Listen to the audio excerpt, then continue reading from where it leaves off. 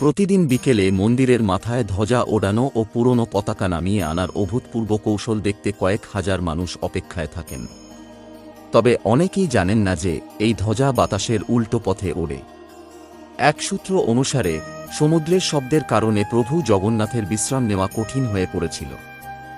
হনুমানজি এই কথা জানতে পেরে তিনি সমুদ্রকে এই সমস্যার কথা জানান। তখন সমুদ্র হনুমানকে তার পিতা পবনদেবের কাছে পাঠালে তিনি একটি সমাধান দেন। পবনদেবের দেওয়া সমাধান অনুসারে হনুমানজি বাতাসের চেয়ে দ্রুত গতিতে মন্দিরের চারপাশে প্রদক্ষিণ করতে শুরু করেন।